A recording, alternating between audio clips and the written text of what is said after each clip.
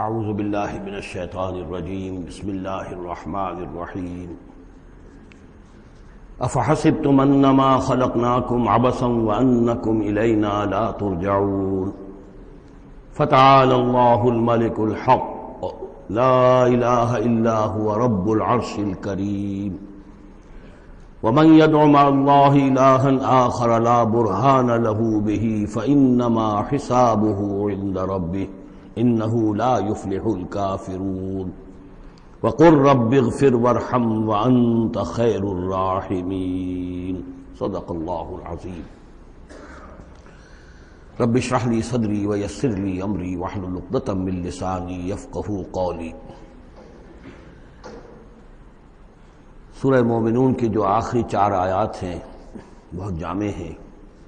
بہت پرجلال ہیں۔ افحسبتم، کیا تم نے یہ سمجھا تھا یا کیا تم نے یہ سمجھا ہے؟ اگر تو جو سلسلہ چلا آ رہا تھا گفتگو کا آیت نمبر 84 سے لے کر اور اختتام تک جو یہ سلسلہ ہے، جس کے بارے میں نے آپ کو بتایا تھا کہ قاری محمد صدیق المنشاوی ہیں کہ جنہوں نے بہت عمدہ قرأت کی ہے اس حصے کی، اگرچہ شروع کی آیات میں کوئی تکلف بلکہ تصنع بھی ہے، اور آخری یہ جو آیات ہیں یہ ان کا بھی حق ادا نہیں ہوا ہے، لیکن درمیانی آیات واقعہ یہ ہے کہ میں سمجھتا ہوں کہ سننے کے قابل ہے، اس کی ایک خاص کیفیت ہے جو قلب پر وارد ہوتی ہے۔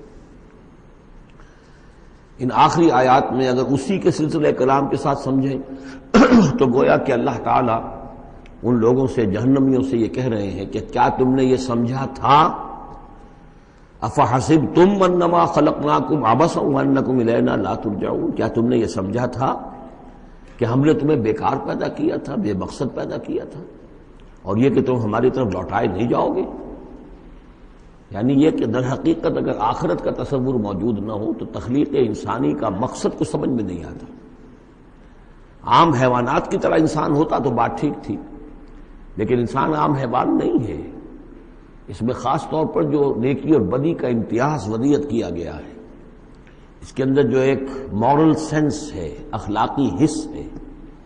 کچھ چیزوں کو یہ برا سمجھتا ہے، کچھ چیزوں کو اچھا سمجھتا ہے، اور یہ یونیورسل ہے، یہ کسی ایک قوم یا ایک علاقے کے لوگوں کی بات نہیں ہے، یہ مورل ویلیوز جو ہے یہ پرماننٹ ہے، یونیورسل ہے، گلوبل ہے۔ تو آخر ان کا نتیجہ کیا ہے؟ گندم از گندم بروید، جو سے جو، گندم سے گندم اگنی چاہیے، جو سے جو، لیکن ہم دنیا میں تو دیکھتے ہیں کہ نیکی کا نتیجہ لازماً اچھا نہیں نکلتا اور بدی کا نتیجہ لازماً برا نہیں نکلتا۔ تو کوئی دوسری دنیا ہونی چاہیے، دوسری زندگی ہونی چاہیے۔ یہی دلیل ہے ایمان بالآخرت کے لیے، جس کو قرآن مجید مختلف مواقع پر استعمال کرتا ہے۔ چنانچہ سورہ آل عمران کے آخری رکوع میں ہم یہ دیکھ چکے ہیں، ربنا ما خلقت ھذا باطلا سبحانک فقنا عذاب النار، گویا کہ وہی بات یہاں ہے۔ اور اگر اسے اس پچھلے سلسلہ کلام سے علیحدہ سمجھیں تو ترجمہ ہوگا کیا تم نے یہ سمجھا ہے؟ یہ گویا کہ اب مجھ سے اور آپ سے اللہ تعالیٰ مخاطب ہیں، جو بھی قرآن کا پڑھنے والا ہے۔ افحسبتم انما خلقناکم عبثا، اے انسانوں کیا تم نے یہ سمجھا ہے کہ ہم نے تمہیں بیکار بے مقصد پیدا کیا ہے؟ وانکم الینا لا ترجعون، اور تم ہماری طرف لوٹائے نہیں جاؤ گے۔ فتعالى اللہ الملک الحق، تو بہت بلند و بالا ہے بادشاہ، جو سچا بادشاہ ہے، الملک ہے۔ ظاہر بات ہے کہ کوئی بادشاہ دنیا میں ایسا نہیں ہو سکتا کہ جو اپنے غداروں کو سزا نہ دے، وفاداروں کو خلعتیں نہ دے، جاگیریں نہ دے، انعامات نہ دے۔ دنیا کا نظام چل نہیں سکتا جزا و سزا کے بغیر۔ تو وہ الملک القدوس الملک الحق کیسے ممکن ہے کہ وہ اپنے جانثاروں، وفاداروں، تابع داروں، ان کو کوئی اجر و ثواب نہ دے، ان کی کوئی قدر افزائی نہ کرے، ان کی جو جانثاریاں ہیں ان کا انہیں کوئی صلہ نہ دے، اور جو ان کے غدار تھے، اس کے باغی تھے، انہیں کوئی سزا نہ دے؟ کیسے ممکن ہے؟ وہ تو بادشاہ ہے، بہت بلند و بالا، اور بادشاہ برحق ہے۔ لا الہ الا ہو، اس کے سوا کوئی معبود نہیں۔ رب العرش الکریم، وہ بہت عزت والے عرش کا مالک ہے۔ ومن يدع مع اللہ الہا آخر،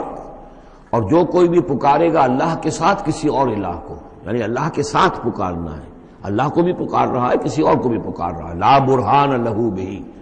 اس کے لیے، اس کے حق میں، اس کے تائید میں کوئی برہان، کوئی دلیل موجود نہیں ہے۔ فإنما حسابہ عند ربہ، تو اس کا حساب جو ہے اس کے رب کے پاس ہے، اللہ تعالیٰ اس سے حساب لے لے گا۔ انہ لا یفلح الکافرون، اس میں کوئی شک نہیں ہے کہ ایسے کافر فلاح نہیں پائیں گے۔ وقل رب اغفر وارحم وانت خیر الراحمین، اور دعا کرو کہ پروردگار ہمیں معاف فرما، ہمیں بخش دے اور ہم پر رحم فرما، اور یقیناً تو تمام رحم کرنے والوں میں سب سے بہتر رحم کرنے والا ہے۔ سورۃ النور۔ اب یہاں 14 وہ جو صورتیں تھیں جو میں نے عرض کیا جو مکیات ہیں مسلسل، ان میں سے ایک سورہ حج کے بارے میں اور ایک سورہ رعد کے بارے میں بھی بعض لوگوں کا خیال ہے کہ وہ مدنی ہیں، لیکن واقعہ یہ ہے کہ جن کو بھی مکی اور مدنی صورتوں کے مزاج سے واقفیت ہو گئی ہے، جو اس کو پہچانتے ہیں، وہ جانتے ہیں کہ یہ سارا سلسلہ جو ہے مکیات کا ہے اور ان میں کوئی مدنی صورت نہیں ہے۔ کہیں کہیں کسی مدنی آیت کا شامل ہو جانا یہ بالکل علیحدہ بات ہے، لیکن یہ کہ اب ان 14 صورتوں کے بعد اب یہ ہے واحد صورت مدنی ہے، اور یہ سورۃ النور ہے۔ یہ سن 6 کے آس پاس نازل ہوئی ہے، سن 6 ہجری، اور اس میں ایک بہت اہم واقعہ جو آیا ہے وہ حضرت عائشہ صدیقہ رضی اللہ تعالی عنہا پر جو تہمت لگائی تھی منافقین نے، اور اس میں سب سے بڑا رول تو تھا رئیس المنافقین عبداللہ ابن ابی کا، لیکن یہ کہ اور دوسرے منافقین بھی اور ان کے ساتھ ہی کچھ سادہ لوح مسلمان بھی اس فتنے میں کہیں شریک ہو گئے تھے، متاثر ہو گئے تھے، اور یہ کافی یوں سمجھیے کہ خود حضور صلی اللہ علیہ وسلم کے لیے بھی اور حضرت عائشہ صدیقہ کے لیے تو بہت ہی زیادہ تکلیف کا اور کرب کا یہ دور رہا ہے۔ بسم اللہ الرحمن الرحیم۔ سورۃ انزلناها وفرضناها وانزلنا فیها آیات بینات لعلکم تذکرون۔ یہ ایک سورت ہے،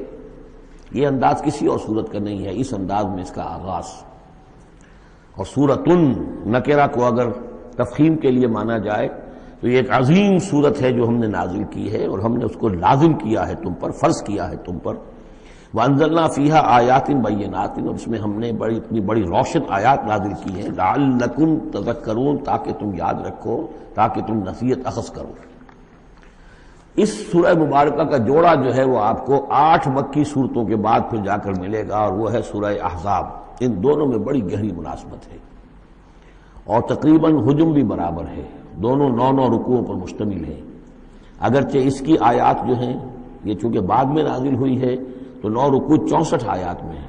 وہاں 9 رکوع 73 آیات میں ہے، وہ پہلے نازل ہوئی، وہ سن 5 میں نازل ہوئی، یہ سن 6 میں نازل ہوئی، لیکن دونوں میں آیت نمبر 35 سورہ احزاب کی بھی سورہ نور کی بھی نہایت اہم ہے، ایمان کی حقیقت اور اسلام کی کیفیات کے بارے میں۔ الزانیۃ والزانی فاجلدوا من کل واحد منہما 100 جلدہ، زنا کرنے والی عورت ہو، خواہ زنا کرنے والا مرد ہو، ہر ایک کو ان میں سے 100 کوڑے مارے جائیں۔ ولا تأخذکم بہما رأفۃ فی دین اللہ، اور تمہیں اللہ کے اس دین کے معاملے میں نہ روک دے کوئی شے ان کے اوپر مہربانی کے راستے سے، نہ تمہیں روک لے، پکڑ لے، لا تأخذکم بہما، ان کے ساتھ نرمی اور ان کے ساتھ شفقت، فی دین اللہ، اللہ کے دین میں، یہ اللہ کا دین ہے، اللہ کی شریعت ہے، یہ اللہ کی حد ہے، اور اس حد کے اجرا میں کسی کی ہمدردی، کسی کے ساتھ تمہارا تعلق، تمہاری دل کی نرمی، تمہاری شفقت یہ کہیں آڑے نہ آ جائے۔ ان کنتم تؤمنون باللہ والیوم الآخر، اگر تم ایمان رکھتے ہو اللہ پر اور یوم آخر پر۔ یہ جو حد ہے یہ ہے اصل میں زانی زانیہ جو غیر شادی شدہ ہو اس کے لیے 100 کوڑے ہیں، یہ حد ہے جو قرآن میں آئی ہے۔ زانی اور زانیہ اگر شادی شدہ ہے تو اس کی حد قرآن میں نہیں ہے، لیکن وہ سنت رسول صلی اللہ علیہ وسلم سے ثابت ہے، اور شریعت اسلامی کا چونکہ جو اس کی سورسز ہیں، اس کی ایک بنیاد ہے اللہ کی کتاب، اور دوسری بنیاد جو انڈیپینڈنٹلی قرآن مجید سے آزاد ہو کر ایک مستقل بنیاد ہے، مستقل سورس ہے، وہ سنت رسول ہے صلی اللہ علیہ وسلم۔ تو رجم کا جو حکم ہے وہ سنت سے ہے، اور جیسا کہ میں آپ کو بتا چکا ہوں اصل میں یہ اس قاعدہ کلیہ کے تحت ہے کہ سابقہ شریعت میں، شریعت موسوی میں بعض احکام وہ تھے کہ جن کی نفی نہیں آئی ہے، اور انہیں جو کہ نبی اکرم صلی اللہ علیہ وسلم نے اس امت کے اندر بھی جاری رکھا ہے۔ ان میں سے یہ 2 حکم جو ہے بہت اہم ہے، ایک قتل مرتد کا حکم ہے، اور دوسرے زانی اور زانیہ جو شادی شدہ ہو اس کے سنسار کیے جانے کا حکم ہے۔ وَلْيَشْهَدْ عَذَابَهُمَا طَائِفَةٌ مِّنَ الْمُؤْمِنِينَ، اور چاہیے کہ جب انہیں یہ حد جاری کی جا رہی ہو، سزا دی جا رہی ہو، تو اس وقت موجود رہیں اور دیکھیں کچھ لوگ اہل ایمان میں سے، یعنی یہ پبلک میں ہو۔ اس لیے کہ اصل میں جو فلسفہ ہے اسلام میں جو سزاؤں کا اور تعزیرات کا اور حدود کا، وہ ڈیٹرنٹ کا ہے کہ ایسی سزا ہو کہ جس سے بہت سو کو عبرت ہو جائے۔ اگر آپ نے علیحدہ جا کر کہیں کمرے کے اندر کسی کو پھانسی دے دی تو ٹھیک ہے، لوگوں کو پتہ چلا کہ مر گیا، ویسے بھی مر جاتے ہیں لوگ، حادثے میں مر جاتے ہیں، فوت ہو جاتے ہیں، لیکن یہ ہے کہ اگر سر عام دار پر لٹکایا گیا ہو تو اب کتنے لوگوں کو، دیکھنے والوں کو عبرت ہوگی اور ہوش ٹھکانے آ جائیں گے۔ تو یہ فلسفہ ہے اسلام کا کہ تاکہ ایک آدمی کو سزا دی جا رہی ہو تو ہزاروں کو اس سے عبرت آئے۔ الزانی لا ينکح الا زانیۃ او مشرکۃ،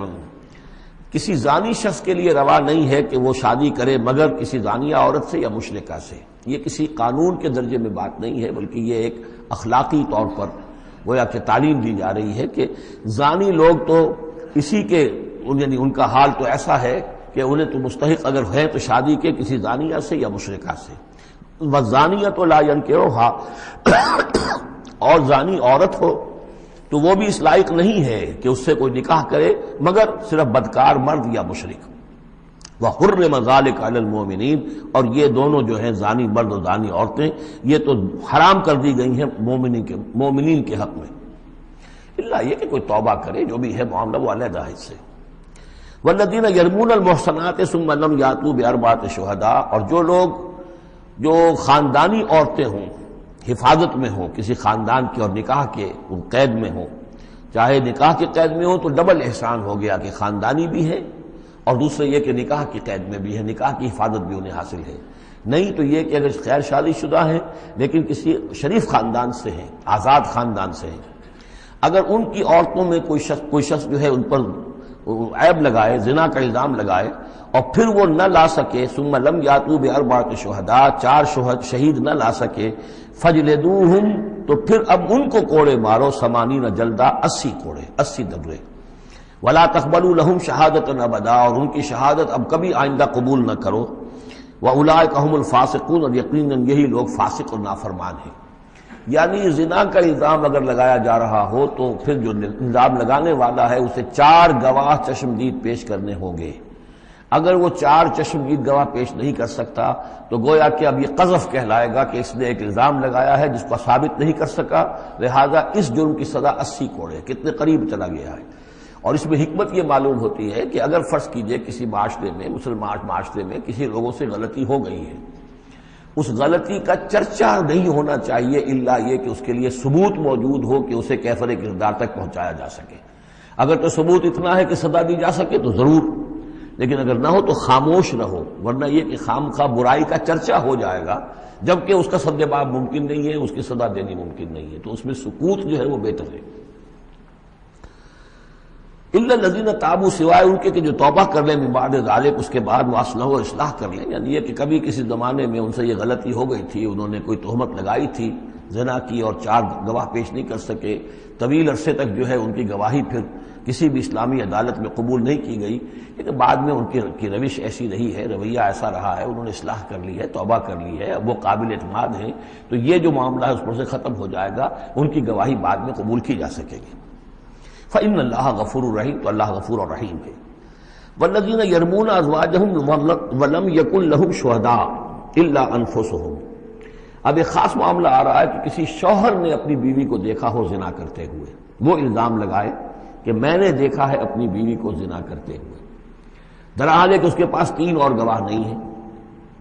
لیکن چونکہ یہ معاملہ ہے شوہر اور بیوی کا، اگر کسی اور عورت کا ہوتا تو اس کے اوپر 80 درے لگتے اس کو کہ اس نے الزام لگایا ہے، چاہے چشمدید ہے، چاہے اس نے دیکھا ہے، لیکن 3 گناہ اور نہیں لا سکا، 3 گواہ نہیں لا سکا ہے تو درے لگیں گے 80۔ لیکن معاملہ کیونکہ بیوی کا ہے، اس کے لیے خاص قانون ہے، اس کو لعان کہتے ہیں۔ وہ یہ ہے کہ والذین یرمون ازواجہم، جو الزام لگائیں زنا کا اپنی بیویوں پر، ثم ولم یکن لہم شہداء، اور ان کے پاس گواہ موجود نہ ہو، الا انفسہم، سوائے ان کی اپنی جانوں کے، انہوں نے خود دیکھا ہے، فشہادۃ احدہم 4 شہادات باللہ،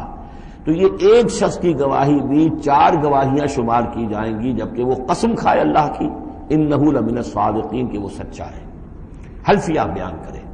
والخامسۃ، اور پانچویں بات یہ کہ وہ یہ کہے کہ ان لعنت اللہ علیہ ان کان من الکاذبین، کہ اگر میں جھوٹا ہوں تو مجھ پر اللہ کی لعنت ہو۔ 4 مرتبہ قسم کھا کر گواہی دینا، گویا کہ وہ 4 گواہوں کی گواہی کے قائم مقام ہو جائے گا، جبکہ پھر وہ یہ بھی کہے کہ اگر میں جھوٹا ہوں تو اللہ کی لعنت مجھ پر ہو، لعنت اللہ علی الکاذبین ان کان من الکاذبین وَيَدْنَوْ عَنْهَا الْعَذَابَ۔ اب عورت کیا کرے گی جس کے اوپر اس کی بیوی جو ہے اس پر جو الزام لگایا گیا ہے، اگر وہ اس پر سے عذاب ٹل جائے گا، ٹل جائے گی سزا اور یہ حد عورت سے، ان تشہد 4 شہادات باللہ، کہ وہ بھی قسم 4 مرتبہ کھائے اللہ کی، انہ لمن الکاذبین، کہ یہ میرا شوہر جو مجھ پر الزام لگا رہا ہے جھوٹا ہے، والخامسۃ، اور 5ویں بات وہ یہ کہے ان غضب اللہ علیہا ان کان من الصادقین، کہ اگر میرا یہ شوہر اس الزام میں سچا ہے تو مجھ پر اللہ کا غضب آئے۔ اس انداز میں پھر یہ کہ عورت کے اوپر پھر حد جاری نہیں ہوگی،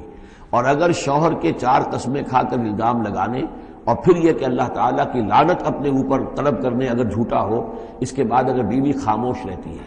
وہ جوابی طور پر قسم نہیں کھاتی 4،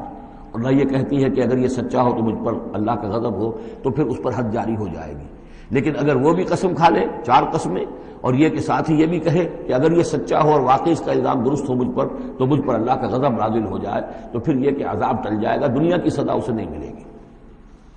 وَلَوْلَا فَضْلُ اللَّهِ عَلَيْكُمْ وَرَحْمَتُهُ، اور اگر اللہ کا فضل اور اس کی رحمت تمہارے شامل حال نہ ہوتی، وَأَنَّ اللَّهَ تَوَّابٌ رَحِيمٌ، تو گویا کہ یہاں پہ محذوف ہے کہ اگر اللہ کا فضل اور اس کی رحمت شامل حال نہ ہوتی تو تم بہت غلط راستے پر پڑ جاتے، تم کوئی بہت بڑا قدم اٹھا دیتے۔ وہ جو بھی واقعہ اب آگے آ رہا ہے یہ اس کے لیے تمہید ہے۔ وَأَنَّ اللَّهَ تَوَّابٌ حَكِيمٌ، یقیناً اللہ تعالیٰ بہت توبہ کا قبول فرمانے والا اور حکمت والا ہے۔ إِنَّ الَّذِينَ جَاءُوا بِالْإِفْكِ عُصْبَةٌ مِّنكُمْ، جن لوگوں نے یہ طوفان اٹھایا ہے، جن لوگوں نے تہمت تراشی ہے حضرت عائشہ صدیقہ رضی اللہ تعالی عنہا پر، یہ تمہارے ہی ایک گروہ ہے، تم ہی میں سے ہیں۔ لا تحسبوہ شرا لکم، اسے تم اپنے لیے برا نہ سمجھو، بل ہوا خیر لکم، بلکہ یہ بھی تمہارے لیے خیر ہے۔ اس کے ذریعے سے اللہ تعالیٰ تمہارے سامنے اب اس سبل میں ہدایات دے گا، قوانین بتا دے گا، شریعت کے جو احکام ہیں وہ نازل ہو رہے ہیں، اس کے لیے گویا کہ یہ واقعہ جو ہے ایک تقریب بن گیا، ایک ذریعہ بن گیا۔ واقعہ اچھی طرح نوٹ کر لیجئے کہ غزوہ بنی مستلق میں حضور سن 6 کا ہے یہ واقعہ، ہجری کا تشریف لے گئے تھے۔ جب وہاں سے واپس آ رہے تھے تو جہاں رات کو ایک جگہ پر قیام تھا، اور حضرت عائشہ صدیقہ جو ہے ایک ہودج میں علیحدہ ہوتی تھیں، جیسے جس کو کہ اٹھا کر جو لوگ آتے تھے حمال وہ اٹھا کر اسے اونٹ پر رکھ دیتے تھے، اور جہاں پر پڑا ہوا وہ ہودج اونٹ پر سے اتار کر نیچے رکھ دیا۔ تو رات کو کہیں قضائے حاجت کے لیے نکلی، پیشاب وغیرہ کی حاجت ہوئی، وہ کہیں گئیں، وہاں کچھ دیر لگ گئی، اور دیکھا واپس آ کر تو کہیں ہار اپنا گر گیا تھا، اس ہار کو دیکھنے کے لیے واپس گئیں۔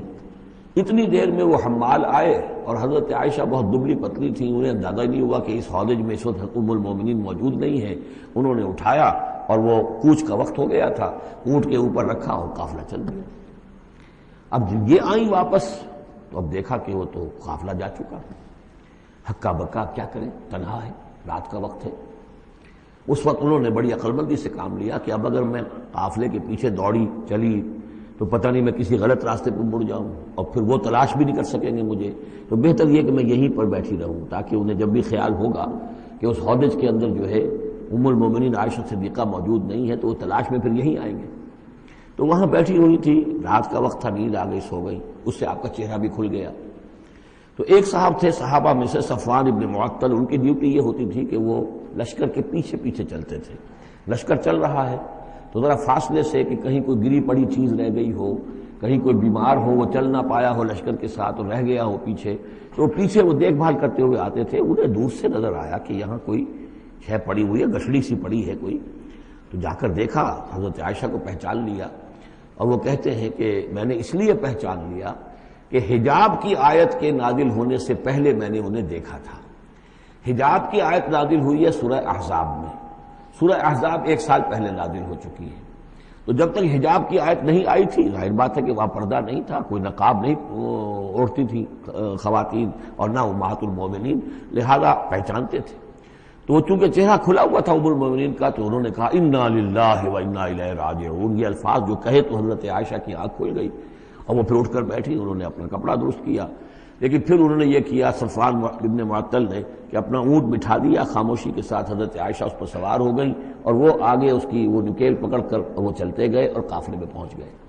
وہاں عبداللہ ابن ابی نے شور مچا دیا کہ خدا کی قسم تمہارے نبی کی یہ بیوی جو بچ کر نہیں آئی ہے، مطلب یہ کہ یہ تو اب یہ معاملہ جو رہا ہے تنہائی رہی ہے، علیحدہ رہے ہیں تو گویا کہ زنا کا معاملہ ہو گیا ہے۔ یہ اس کی جو بھی اس کی گندی سوچ تھی، ظاہر بات ہے کہ مکھی تو گندگی پر بیٹھتی ہے، اس کو تلاش رہتی ہے گندگی کی، اس کے لیے تو یہ ایک موقع مل گیا اسکینڈل اٹھانے کا۔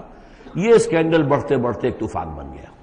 اور اس میں بعض جو ہیں بہت ہی مخلص لوگ بھی، حضرت حسان ابن ثابت رضی اللہ تعالیٰ عنہ جو دربار نبوی کے گویا کہ سرکاری شاعر تھے، ان کا بھی معاملہ اس کے اندر ایسا ہو گیا کہ وہ بھی ملوث ہو گئے۔ تو یہ ہے واقعہ افک کا۔ لیکن اس کے بعد قرآن مجید میں پھر یہ آیات نازل ہوئیں، اللہ تعالیٰ نے برات کر دی، اور پھر یہ کہ ان کی پاک دامنی اور پاک بازی جو ہے وہ ثابت ہو گئی، اور اس کے بعد یہ معاملہ رفع دفع ہو گیا۔ ان الذين جاءوا بالافك عصبة منكم لا تحسبوه شرا لكم بل هو خير لكم لكل امرئ منهم ما اكتسب من الاثم۔ اس میں جس شخص نے بھی جو گناہ کمایا ہے وہ اس کو مل جائے گا، اس کے حصے میں درج ہو جائے گا۔ والذی تولى كبره، اور جس نے اس کا سب سے بڑا حصہ وصول کیا، یہ ہے عبداللہ ابن ابی جس نے اسکینڈل اٹھایا اور اسے بڑی قوت کے ساتھ شدت کے ساتھ پھیلایا۔ والذی تولى كبره منهم له عذاب عظیم، اس کے لیے تو پھر بہت بڑا عذاب ہے۔ لولا اذ سمعتموہ، مسلمانوں تمہیں کیا ہو گیا، کیوں نہ ایسا ہوا کہ جب تم نے یہ سنا تھا، ظن المؤمنون والمؤمنات بانفسہم خیرا، تو مومن مرد اور مومن عورتیں اپنے بارے میں اچھا گمان کرتی، یعنی یہ کہ حضرت عائشہ کے بارے میں ان کے بارے یہ گمان ہونا چاہیے تھا، انہیں فوراً کہہ دینا چاہیے تھا، وقالوا ھذا افک مبین، اور وہ کہتے فوراً کہ یہ تو کوئی بہت بڑی تہمت ہے۔ لولا جاؤوا علیہ باربعۃ شہداء، کیوں نہیں وہ لے کر آئے 4 گواہ، اگر تو ان کے پاس گواہ تھے یہ بات کہنے کے لیے تب تو زبان کھولنی چاہیے تھی، اگر 4 گواہ نہیں تھے تو انہیں زبان بند رکھنی چاہیے تھی۔ فَإِذْ لَمْ تَأْتُوا بِالشُّهَدَاءِ، اس لیے کہ یہ 4 گواہوں والی آیت جو ہے یہ سورہ نساء میں اتر چکی تھی، سورہ نساء سن 4 میں آ چکی ہے، وہ ابتدائی احکام جو تھے کہ 4 گواہ ہونے چاہیے اس معاملے کے اندر، یہ آیت سورہ نساء میں آ چکی ہے۔ تو فرمایا کہ یہ کیوں نہیں 4 گواہ لے کر آئے، فَإِذْ لَمْ تَأْتُوا بِالشُّهَدَاءِ، اگر وہ 4 گواہ نہیں لا سکے، فَأُولَٰئِكَ عِندَ اللَّهِ هُمُ الْكَاذِبُونَ، تو یقیناً اللہ کے نزدیک اور قانون اسلامی کے نزدیک پھر وہی جھوٹے ہیں۔ وَلَوْلَا فَضْلُ اللَّهِ عَلَيْكُمْ وَرَحْمَتُهُ، اور اگر نہ ہوتا اللہ کا فضل اس کی رحمت تمہارے شامل حال فی الدنیا والآخرہ، دنیا میں اور آخرت میں بھی، لَمَسَّكُمْ فِيمَا أَفَضْتُمْ، تو تم پر پڑتی اس چیز پر کہ جس کا چرچا تم نے کیا ہے، عذاب عظیم، بہت بڑا عذاب۔ استلقونه بألسنتكم، یہ اصل میں انسانوں کی ایک عام کمزوری ہوتی ہے، اس طرح کی بات جو ہے بس ادھر سے سنی ادھر بیان کر دی، ادھر سے آگے بیان ہو گئی، جنگل کی آگ کی طرح اس قسم کی خبریں جو ہیں وہ پھیل جاتی ہیں۔ استلقونه بألسنتكم، جبکہ تم اسے لے رہے تھے اپنی زبانوں سے، یعنی یہ کہ ایک زبان سے دوسری زبان کو، اور زبان سے نکلی اور کوٹھے چڑھی والی جو ایک کہاوت ہمارے ہاں ہے، اس طریقے سے آسانی سے وہ بات پھیلتی چلی گئی۔ وَتَقُولُونَ بِأَفْوَاهِكُمْ، اور تم کہہ رہے تھے اپنے منہوں سے مَا لَيْسَ لَكُمْ بِهِ عِلْم، جس کے لیے تمہارے پاس کوئی علم نہیں تھا، کوئی دلیل نہیں تھی، کوئی بنیاد نہیں تھی، کوئی گواہی نہیں تھی، کوئی معلومات کی کوئی سورسز نہیں تھی۔ وَتَحْسَبُونَهُ هَيِّنًا، اور تم اسے سمجھ رہے تھے کہ بہت ہلکی بات ہے، معمولی سی بات ہے۔ وَهُوَ عِندَ اللَّهِ عَظِيمٌ، جبکہ یہ اللہ کے نزدیک بہت بڑی بات ہے۔ کسی پر بھی، کسی مسلمان خاتون پر بھی اس طرح کی تہمت لگا دینا بہت بڑی بات ہے۔ کھجا یہ کہ بازی بارش بابا ہم بازی، کہ ام المومنین عائشہ صدیقہ رضی اللہ تعالی عنہ زوج رسول صلی اللہ علیہ وسلم، اور یہ چیز جو ہے بہت بڑی ہے۔ وَلَوْلَا إِذْ سَمِعْتُمُوهُ قُلْتُم مَّا يَكُونُ لَنَا أَن نَّتَكَلَّمَ بِهَٰذَا، کیوں نہ ایسا ہوا کہ جب تم نے یہ سنا تھا تو تم کہتے کہ ہمارے لیے بالکل جائز نہیں ہے کہ ہم یہ بات زبان سے نکالیں۔ سبحانک، اللہ تو پاک ہے، ھذا بہتان عظیم، یقیناً یہ بہت بڑا بہتان ہے۔ یعظکم اللہ ان تعودوا لمثلہ، اللہ تعالیٰ تمہیں نصیحت کر رہا ہے مبادا تم دوبارہ پھر اس قسم کی کسی معاملے کے اندر اسی طریقے سے اعادہ کرو اور دوبارہ اسی کوئی حرکت کرو، ابداً کبھی بھی، ان کنتم مؤمنین، اگر تم مومن ہو۔ وَيُبَيِّنُ اللَّهُ لَكُمُ الْآيَاتِ، اور اللہ تعالیٰ تمہارے لیے اپنی آیات کو واضح کر رہا ہے، واللہ علیم حکیم، اللہ علیم اور حکیم ہے۔ ان الذين يحبون ان تشيع الفاحشة في الذين آمنوا لهم عذاب الیم، بے شک وہ لوگ جو یہ چاہتے ہیں کہ اہل ایمان میں بے حیائی کا چرچا ہو جائے تو ان لوگوں کے لیے بہت دردناک عذاب ہے۔ ایک تو یہ کہ بے حیائی پھیل جائے، تشیع الفاحشہ شائع ہو جائے، بے حیائی عام ہو جائے، جو لوگ اس کے لیے، اب ظاہر بات ہے کہ آج کل تو کاروبار کے لیے، اپنے اخبار بیچنے کے لیے، اس کی جو ہے اشاعت بڑھانے کے لیے نئی سے نئی قسم کی رنگین تصویریں شائع کی جا رہی ہیں، یہ سارا کچھ ہو رہا ہے۔ کسی شے کا اشتہار دینا ہو، عورت کی تصویر ساتھ ہوگی، یہ سارا کچھ جو ہو رہا ہے، تو یہ لوگ کون ہیں کہ جو اس بے حیائی کو، بے پردگی کو یہ در حقیقت اس معاشرے میں پھیلا رہے ہیں؟ تو وہ لوگ کہ جو چاہتے ہیں کہ معاشرے کے اندر بے حیائی پھیلے، اور ایک اس کا مفہوم یہ بھی ہے کہ اگر کہیں ایسی کوئی غلط حرکت ہوئی ہے اور اس کا چرچا ہو گیا، یہ آج ہمارے اخبارات کے اندر بہت بڑے پیمانے پر ہو رہا ہے، یہ اسکینڈلز شائع کر دیتے ہیں۔ اب وہ بات صحیح بھی ہے یا نہیں، غلط ہے تب بھی، لیکن ایک بات ہے، اس کا چرچا ہو گیا، پورے دنیا کے اندر پہنچ گئی۔ اب ظاہر بات ہے کہ بچے بھی پڑھتے ہیں، بچیاں بھی پڑھتی ہیں، ان کے لیے تو گویا کہ یہ ایک ان کی معلومات کا ایک کھاتہ کھل گیا کہ ایسا بھی ہوتا ہے۔ جس طریقے سے آج کل ہو رہا ہے معاملہ، اس کے جس طریقے سے اخبارات میں شائع کیا جا رہا ہے، تو اس کی اس اشاعت کے اندر خرابی کا پہلو زیادہ ہے، مضر پہلو زیادہ ہے۔ اگر ہے بھی ایسا معاملہ، اگر تو سزا کے قابل ہے تو گواہی دو اور سزا دلواؤ، اور ایسی سزا ہو کہ جس سے ایک کو سزا ہو اور ہزاروں کو ہوش آ جائے، اور اگر نہیں ہے تو خاموش ہو، اس کے اوپر زبان کھولنا بھی جو ہے در حقیقت بہت بڑا جرم ہے۔ ان الذين يحبون ان تشيع الفاحشة في الذين آمنوا لهم عذاب أليم في الدنيا والآخرة، دنیا میں بھی اور آخرت میں بھی۔ واللہ یعلم وانتم لا تعلمون، اللہ جانتا ہے اور تم نہیں جانتے۔ ولولا فضل اللہ علیکم ورحمتہ، اور اگر اللہ کا فضل نہ ہوتا تم پر اور اس کی رحمت نہ ہوتی تو یہ تو طوفان ایسا اٹھا تھا کہ اس کے بڑے دور تک نتائج نکل سکتے تھے، یہ محذوف ہے۔ وان اللہ رؤوف الرحیم، تو اللہ بہت رؤوف ہے اور رحیم ہے۔ یا ایھا الذین آمنوا لا تتبعوا خطوات الشیطان، اہل ایمان شیطان کے نقش قدم کی پیروی نہ کرو۔ ومن یتبع خطوات الشیطان، جو کوئی بھی شیطان کے نقوش پا کی پیروی کرے گا، فإنہ یأمر بالفحشاء والمنکر، تو شیطان تو اسے حکم دے گا، وہ تو حکم دیتا ہے بے حیائی کا اور منکر کا، بری بات کا۔ ولولا فضل اللہ علیکم ورحمتہ، اور اگر نہ ہوتا اللہ کا فضل اور اس کی رحمت تمہاری شامل حال، ما زکا منکم من احد ابدا، تم میں سے کوئی ایک انسان بھی کبھی پاک نہ ہو سکتا۔ اللہ تعالیٰ کا فضل ہے، اللہ کی رحمت ہے، ایک شخص سے غلطی ہو جاتی ہے، اللہ پردہ پڑا رہنے دیتا ہے تو اس کے اندر اصلاح کا مادہ پیدا ہو جاتا ہے۔ ایک دفعہ آدمی ننگا ہو جائے تو پھر ڈھیٹ ہو جاتا ہے۔ اس سے یہ کہ اللہ تعالیٰ جو ہے ان چیزوں کے اندر اس کی بڑی حکمت ہے کہ اگر کوئی غلطی ہو گئی ہے فوراً نہیں پکڑتا، وہ اس کو مہلت دیتا ہے، اصلاح کرے۔ ولولا فضل اللہ علیکم ورحمتہ، اگر نہ ہوتا اللہ کا فضل تم پر اور اس کی رحمت، ما زکا منکم من احد ابدا، تم میں سے کوئی بھی کبھی نیک اور پارسا نہ بن سکتا اور پاک نہ ہو سکتا۔ ولکن اللہ یزکی من یشاء، بلکہ یہ تو اللہ تعالیٰ ہی پاک کرتا ہے جس کو چاہتا ہے۔ واللہ سمیع علیم، اللہ سمیع علیم ہے۔ ولا یأتل اولو الفضل منکم والسعة ان یؤتوا اولی القربى والمساکین والمہاجرین فی سبیل اللہ، اس آیت کی بھی شان نزول ہے کہ حضرت ابو بکر صدیق رضی اللہ تعالیٰ عنہ کے ایک یا تو بھانجے تھے یا خالہ زاد بھائی تھے، حضرت مصطح۔ یہ حضرت مصطح جو ہے غریب آدمی تھے، اور حضرت ابو بکر ان کی مدد کیا کرتے تھے، پیسے سے، مال سے ان کی ضرورت جو ہے پوری کرتے تھے۔ لیکن یہ مصطح بھی اس میں شریک ہو گئے، حضرت عائشہ صدیقہ رضی اللہ تعالیٰ عنہ پر جو تہمت کا معاملہ چلا، تو حضرت ابو بکر کو جب معلوم ہوا کہ مصطح بھی اس معاملے کے اندر شریک ہے، تو پھر غصے میں آ کے ان کا قسم کھا لی کہ میں اب اس کے ساتھ کبھی کوئی بھلائی نہیں کروں گا، اس نے اتنی بڑی غلطی کی ہے، اور اس معاملے کے اندر میری بیٹی کا معاملہ ہے، اور اس میں اس کو یہ خیال نہیں آیا کہ میں اس کے ساتھ کتنا کچھ احسان کرتا ہوں، اور اس نے اس کے اندر جو ہے وہ خود بھی شریک ہو گیا۔ اس پر اللہ تعالیٰ کی طرف سے گرفت آ رہی ہے کہ نہیں ابو بکر یہ ٹھیک نہیں ہے، جو بھی اس سے غلطی ہوئی،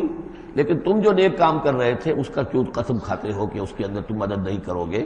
ولا یأتل اولو الفضل منکم، اور نہ قسم کھائیں جو فضل والے ہیں، درجے والے ہیں تم میں سے، جن میں اللہ نے فضیلت دی ہے، نیکی میں بھی، ایمان میں بھی فضیلت دی ہے، دولت میں بھی فضیلت دی ہے، وسعت، اور جنہیں کشادگی دی ہے، مال کی کشادگی دی ہے، ان یؤتوا اولی القربى، کہ وہ کوئی صلہ رحمی کریں اپنے قرابت داروں کے ساتھ، کچھ دیں، مال اور صدقہ و خیرات دیں اپنے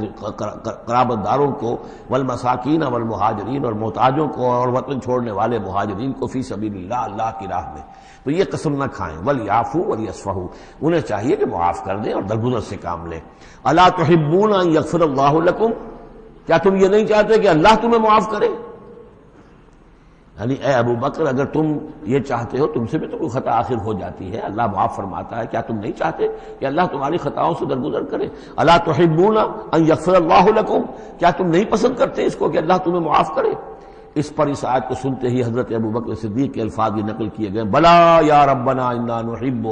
کیوں نہیں پروردگار ہم ضرور چاہتے ہیں کہ تو ہمیں معاف فرما دے۔ انہوں نے اپنی قسم کا کفارہ دیا اور اس کے بعد جو بھی وہ کرتے تھے ان کے ساتھ بھلائی اور نیکی اس سلسلے کو جاری کر دیا۔ واللہ غفور رحیم، اور اللہ تعالی غفور ہے اور رحیم ہے۔ ان الذین یرمون المحصنات الغافلات المؤمنات، یقیناً وہ لوگ کہ جو تہمت لگاتے ہیں ان پاک دامن عورتوں پر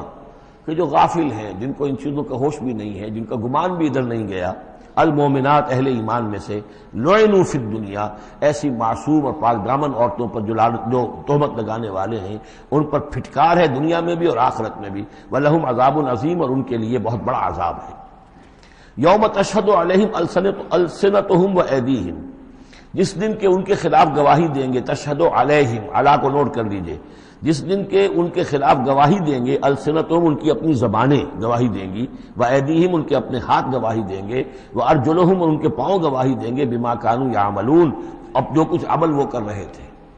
یہ ہاتھ ہمارے پاس اللہ کی امانت ہے، میں اس سے غلط کام کر رہا ہوں تو یہ انڈر پروٹیسٹ میرا حکم تو مان رہا ہے، اس لیے کہ اللہ تعالیٰ نے مجھے میرے حوالے سے کیا ہوا ہے، لیکن اس کے اندر پروٹیسٹ ہے۔ قیامت کے دن یہی میرے خلاف مقدمہ کرے گا، پروردگار تو نے مجھے اس کے حوالے کیا تھا اور یہ مجھ سے میرے ذریعے سے غلط کام کرتا رہا۔ یہ پاؤں جو ہیں ہمارے خلاف گواہی دیں گے کہ پروردگار ہم اس کے تابع تھے، اس کے حکم کے مطابق چل رہے تھے، یہ بدبخت ہمیں چوری کرنے کے لیے جاتا تھا تو اس کے لیے استعمال کرتا تھا، یا کوئی اور برا کام کرنے کے لیے ہمارے پیروں ہمیں استعمال کرتا تھا۔ یومئذ یوفیہم اللہ دینہم الحق، اس دن اللہ تعالیٰ ان کا پورا بدلہ ان کو دے دے گا۔ یہ دین کے لفظ کو یہاں نوٹ کیجئے، دین بدلے کو کہتے ہیں، دین مالک یوم الدین، جزا و سزا کے دن کا مالک، بدلے کا دن۔ وَيَعْلَمُونَ أَنَّ اللَّهَ هُوَ الْحَقُّ الْمُبِينُ، اور وہ جان لیں گے کہ اللہ تعالیٰ ہی ہے الحق، سچا اور ہر بات کو کھول کر بیان کر دینے والا۔ الخبیثات للخبیثین والخبیثون للخبیثات، ناپاک عورتیں ناپاک مردوں کے لیے ہیں اور ناپاک مرد ناپاک عورتوں کے لیے ہیں، اور طیبات والطیبات للطیبین والطیبون للطیبات، اور ستھرے اور پاک باز جو خواتین ہیں وہ پاک باز مردوں کے لیے ہیں، اور پاک باز جو مرد ہیں وہ پاک دامن خواتین کے لیے ہیں۔ اولئک مبرؤون مما یقولون، یہ لوگ بری ہیں ان چیزوں سے کہ جو لوگ کہتے ہیں۔ لہم مغفرۃ ورزق کریم، ان کے لیے مغفرت ہے اور رزق کریم ہے۔ یہ دونوں آیات جو ہیں در حقیقت اخلاقی تعلیم کی نوعیت کی ہیں کہ اتنی اخلاقی حس معاشرے کے اندر رہے کہ جس کے ساتھ کوئی بدنامی کا معاملہ ہو جائے پھر وہ خود محسوس کرے کہ میں آئسولیٹ ہو کر رہ گیا ہوں یا رہ گئی ہوں اس معاشرے کے اندر،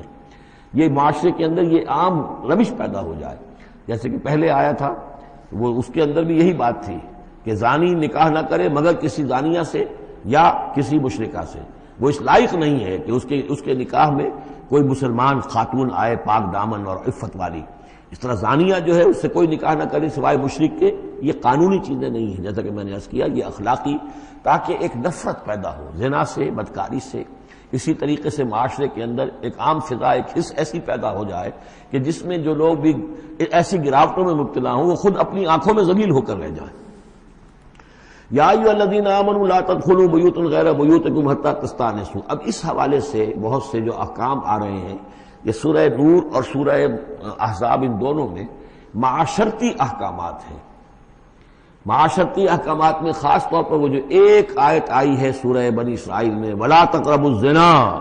إِنَّهُ كَانَ فَاحِشَةً وَسَاءَ سَبِيلًا، اس زنا کا سد باب کرنے کے لیے اسلام کے معاشرتی نظام میں بہت دور دور تک اقدامات کیے گئے ہیں۔ قریب مت جاؤ زنا کے، یعنی زنا کو ایریڈیکیٹ کرنا معاشرے میں یہ ایک بہت بڑا آبجیکٹو ہے، اور اس کے لیے دور دور تک اقدامات، مثلا پردہ ہے، ستر ہے، لباس کے احکام دیے گئے ہیں۔ معاشرہ جو ہے ہمارا جو ہے وہ مکسڈ سوسائٹی نہ ہو، مخلوط معاشرہ نہ ہو، مردوں کی ذمہ داریاں علیحدہ ہیں، عورتوں کی علیحدہ ہیں، معاشرہ جو ہے سیگریگیٹڈ ہو، مردوں اور عورتوں کے درمیان اختلاط نہ ہو۔ یہ ساری چیزیں کس کے لیے؟ یہ اسی لیے ہے کہ یہ در حقیقت اس قدر شدید کشش ہے مرد اور عورت کے اندر، یہ اللہ نے جو دو جنسیں بنائی ہیں، اور اس میں یقیناً جو سیکس کا معاملہ اتنا پورٹنٹ موٹیو ہے کہ اس کو اگر پوری طریقے سے، جیسے گھوڑا بہت منہ زور ہو تو اسے بہت باندھ کر رکھنا پڑے گا اور بڑا اس کو کنٹرول کرنے کے لیے محنت کی ضرورت ہے، اسی طریقے سے اس سیکس کو ڈسپلن کرنا اور صحیح انداز میں اس کو جو ہے ہارنس کرنا اور اس کے لیے یہ ہے کہ غلط راستوں سے اس کو بچانا، اس کے لیے بڑے دور دور تک احکام دیے گئے، اور یہ پورا معاشرتی نظام اسلام کا اسی بنیاد پہ اب قائم ہے۔ اب اسی میں سے مثلاً یہ گھر کی پرائیویسی بھی ہے، ایک گھر ہے، گھر میں ایک شوہر ہے، اس کی بیوی ہے، اب آپ فوراً چلے گئے سیدھے گھر کے اندر؟ نہیں، اے اہل ایمان مت داخل ہوا کرو گھروں میں اپنے گھروں کے سوا، حتیٰ تستانسوا، یہاں تک کہ بول چال کر لو، اجازت لے لو، وتسلموا علی اہلہا، اور اذن لینے کی اس وقت جو ہوتی تھی شکل وہ یہی کہ جا کر دروازے پر کہو السلام علیکم۔ معلوم ہوا کہ کوئی صاحب ہیں کہ جو آئے ہیں ملنا چاہتے ہیں اور اندر آنا چاہتے ہیں، اب اس کے بعد یہ کہ وہ اپنی آئیڈینٹی دیں اور پھر ان کو آنے کی اجازت دی جائے، یہ نہیں کہ بے دھڑک چلے جا رہے ہیں۔ ذالکم خیر لکم لعلکم تذکرون، یہی تمہارے لیے بہتر ہے تاکہ تم نصیحت حاصل کرو۔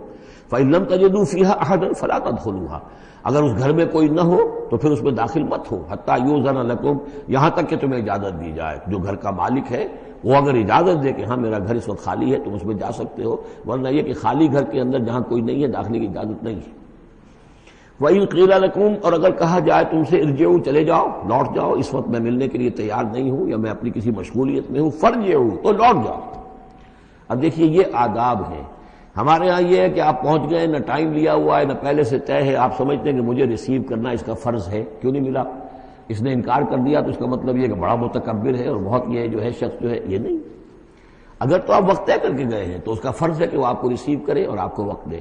لیکن اگر آپ اچانک چلے گئے ہیں تو آپ کو اس کی پرائیویسی پر آپ جو ہے حملہ آور نہیں ہو سکتے۔ وہ اپنے کس کام میں ہے، کس مشغولیت میں ہے، اس کی کیا اہمیت ہے، آپ تو اس کو نہیں جانتے۔ اگر وہ گھر والا کہہ دیتا ارجعوا،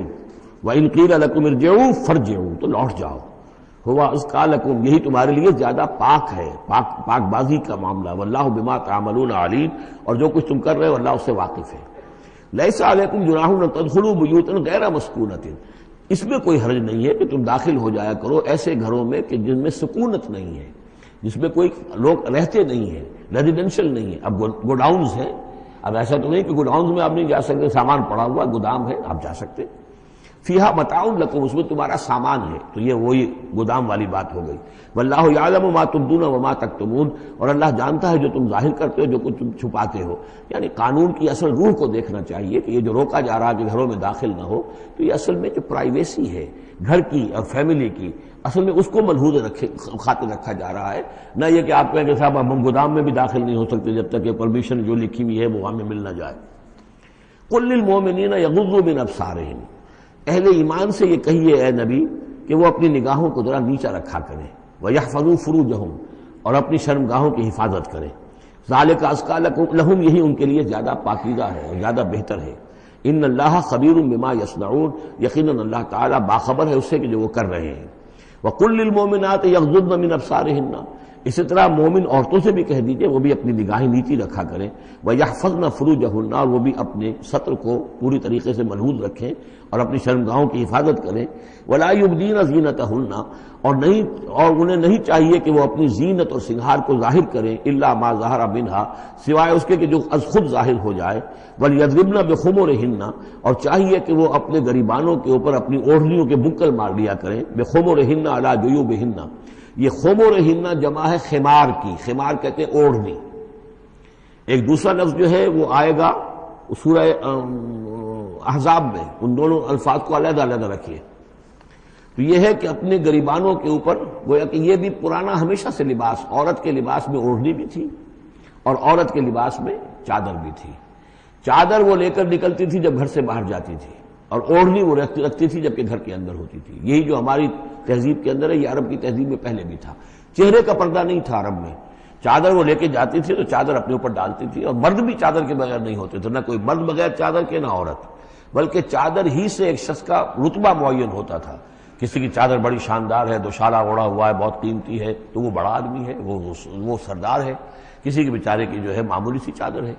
اور اسی لیے اس حدیث میں آتا ہے کہ جو شخص تکبر کرتا ہے، الکبر ردائی، تکبر جو ہے وہ تو میری چادر ہے۔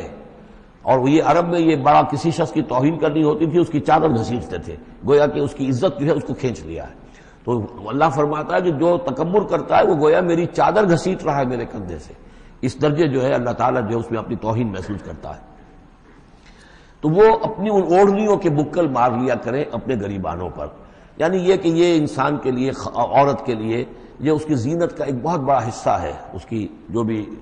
چھاتی ہے اس کے لیے ایک اضافی کرتا اس نے پہنا ہوا ہے، لیکن کرتے کے اوپر مزید جو ہے یہ ایک بکر اس کی اوڑھنی کا ہو۔ ولا یبدین زینتہن، اس کے سینے کے اوپر یہ اضافی ہو جائے گا، ولا یبدین زینتہن، اور نہ وہ ظاہر کریں اپنی زینت کو۔ اب یہ ہے جو محرموں کی فہرست آ رہی ہے جس کے سامنے عورت کھلے چہرے کے ساتھ آ سکتی ہے بلا حجاب، اور یہ اتنی طویل فہرست جو دی گئی ہے، آخر سوچنا چاہیے کہ اللہ تعالیٰ نے یوں ہی ایکسرسائز ان فیوٹیلٹی تو نہیں کی ہے۔ کیا فرق ہے اگر ایک عورت کے چہرے کا پردہ نہیں ہے، وہ باہر نکلتی ہے چادر لے کر، اور یہ کہ اس میں کسی اور کے ساتھ اس کا پردہ چہرے کا نہیں ہے، تو پھر یہ پوری فہرست دینے کی ضرورت کیا ہے؟ میرے نزدیک چہرے کا پردہ اسلام کے اندر لازم ہے، اور اس چہرے کے پردے سے مستثنا ہیں یہ لوگ۔ کون لوگ مستثنا ہیں؟ الا لبعولتہن، ان کے شوہر نمبر ایک، او آبائہن، یا ان کے باپ، اور باپ سے مراد باپ، دادا، چچا، یہ سب چلیں گے، او آبائے بعولتہن، یا ان کے شوہروں کے باپ، او ابنائہن، یا ان کے اپنے بیٹے، او ابنائے بعولتہن، یا ان کے شوہروں کے بیٹے، یعنی ان کے شوہروں کی کسی اور بیوی سے اولاد ہے، بیٹے ہیں، تو وہ بھی محرم ہیں، وہ نامحرم نہیں ہے۔ او اخوانہن، یا ان کے اپنے بھائی، او بنی اخوانہن، یا ان کے بھائیوں کے بیٹے، او بنی اخواتہن، یعنی یہ بھتیجے ہو گئے، او بنی اخواتہن، یا ان کے بھانجے، او نسائہن، یا ان کی عورتیں، اپنی عورتیں، جان پہچان کی عورتیں، عام عورتیں نہیں، نسائہن، او ما ملکت ایمانہن، یا یہ کہ جو ان کے غلام اور ان کی لونڈیاں ہیں۔ اکثر و بیشتر اہل سنت کے نزدیک یہاں مرد غلام مراد نہیں ہے بلکہ لونڈیاں مراد ہیں۔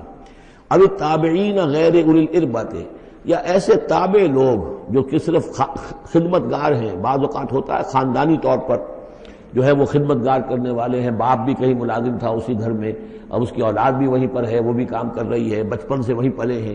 ایسے لوگ ہوتے ہیں کہ جن کو واقعتاً پھر اس گھر کی خواتین سے اس طرح کا خیال کبھی نہیں آ سکتا کہ ان کے بارے میں وہ کوئی بری بات سوچیں۔ ابھی تابعین غیر اولی الاربۃ، یا وہ تابع کہ جو کہ کوئی غرض نہیں رکھتے اس قسم کے معاملات سے، من الرجال، مردوں میں سے۔ اب الطفل الذین لم یظہروا علی عورات النساء، یا وہ لڑکے کہ جو ابھی عورتوں کے جو مخفی معاملات ہیں ان سے واقف ہی نہیں، ابھی وہ جنسی جو بھی باتیں ہیں ان سے واقف نہیں ہیں۔ ولا یضربن، یہ اب یہ فہرست مکمل ہو گئی، یہ ہیں محرم لوگ جن کے سامنے عورت بغیر چہرے کے پردے کے آ سکتی ہے۔ باقی یہ کہ زینت جو خود بخود ظاہر ہو جائے، اب ظاہر ہے کہ آپ نے چادر بھی لی ہوئی ہے، کسی خاتون نے برقع بھی اوڑھا ہوا ہے، لیکن اب کسی کا قد ہے، ماشاءاللہ وہ قد ایسا ہے، سر قد ہے کوئی خاتون، تو وہ کہاں چھپائے گی اس قد کو؟ وہ تو ظاہر ہو جائے گا۔ جسم متناسب ہے، اب وہ جسم تو ظاہر ہو جائے گا۔ اس اعتبار سے ما ظہر منہا کو لوگوں نے لے لیا چہرے کے لیے، یہ بالکل غلط ہے۔ چہرے کا تو پردہ میرے نزدیک لازم ہے، اور یہ کہ باقی یہ کہ ان کے سامنے چہرے کے سمیت عورت آ سکتی ہے۔ باقی عورت جو ہے اپنے بیٹے کے سامنے بھی سوائے 3 اعضاء کے اور نہیں کھول سکتی، اپنے بھائی کے سامنے بھی نہیں کھول سکتی۔ چہرہ، یہ ہاتھ پونچھوں سے نیچے، اور پیر ٹخنوں سے نیچے، یہ جو 3 اعضاء ہیں یہ وہ ہیں کہ جو جس کو عورت نے یہ کھلے رکھ سکتی ہے، اپنے وہ بیٹے کے سامنے بھی، بھائی کے سامنے بھی، اور جو بھی رشتے گنائے گئے ہیں۔ لیکن یہ کہ اس سے آگے پھر جو ہے معاملہ وہ پھر شوہر کا ہے، اس سے آگے یعنی لباس کا معاملہ جو ہے جس سے کہ عورت جو ہے وہ آزاد ہوگی، وہ صرف شوہر کے لیے۔ وَلَا يَضْرِبْنَ بِأَرْجُلِهِنَّ لِيُعْلَمَ مَا يُخْفِينَ مِنْ زِينَتِهِنَّ، اور نہ یہ ایسا ہو کہ وہ اپنے پاؤں مار کر چلیں، کوئی زیور جو ہے پاؤں میں پہنا ہوا اس کی جھنکار ہو تاکہ لوگوں جو ہے ادھر متوجہ ہو جائیں۔ لِيُعْلَمَ مَا يُخْفِينَ مِنْ زِينَتِهِنَّ، تاکہ لوگوں کے علم میں آ جائے کہ کیا انہوں نے چیز چھپائی ہوئی ہے اپنی زینت میں سے، کیا زیورات پہنے ہوئے ہیں۔ وَتُوبُوا إِلَى اللَّهِ جَمِيعًا أَيُّهَا الْمُؤْمِنُونَ، اور اے اہل ایمان سب کے سب مل کر اللہ کی جناب میں توبہ کرو، لَعَلَّكُمْ تُفْلِحُونَ، تاکہ تم فلاح پاؤ۔ وَأَنكِحُوا الْأَيَامَ مِنكُمْ، اور دیکھو اپنی بیواؤں کی شادیاں کر دیا کرو۔ وَالصَّالِحِينَ مِنْ عِبَادِكُمْ، یہ بھی اب ایک بہت اہم ہے بات۔ ہندوانہ ہمارا معاشرہ جو ہے وہ بیوہ کی شادی جو ہے وہ تو جائز بھی نہیں سمجھتا، یا بہت ہی یوں سمجھیے کہ اس کے نزدیک بہت ہی ناپسندیدہ بات ہے، اور ہمارے ہاں بھی یہ ہو گیا ہے۔ حالانکہ یہاں حکم ہے انکحوا الایام منکم، بیواؤں کی شادیاں کر دیا کرو۔ والصالحین من عبادکم و امائکم، اور تمہاری جو بانیاں ہوں، غلام ہوں، ان میں سے بھی جو سمجھدار ہوں، جن کے کردار کے بارے میں تمہیں اعتماد ہو، ان کی بھی شادیاں کر دیا کرو. ایک کی کنیز ہے، ایک کا غلام ہے، ان کی شادی ہو جائے. اب ظاہر بات ہے وہ کنیز جو ہے اپنے آقا کے، اب اس کے ساتھ وہ تمتع نہیں کر سکے گا، اس لیے کہ اس نے اجازت دے دی ہے کہ اس کی کنیز کی شادی ہو گئی ہے کسی غلام کے ساتھ. وَالصَّالِحِينَ مِنْ عِبَادِكُمْ وَإِمَائِكُمْ إِنْ يَكُونُوا فُقَرَاءَ، اگر وہ فقیر ہوں گے، مہر وغیرہ دینے کی ان کے اندر ہمت نہیں ہے، صلاحیت نہیں ہے، یغنہم اللہ من فضلہ، تو ہو اللہ تعالیٰ ہو سکتا ہے کہ ان کو اپنے فضل سے غنی کر دے. واللہ واسع علیم، اللہ واسع بہت سمائی رکھنے والا، کشائش والا، کشادگی والا اور جاننے والا ہے. یعنی یہ بھی ہے کہ کسی وقت انسان سوچے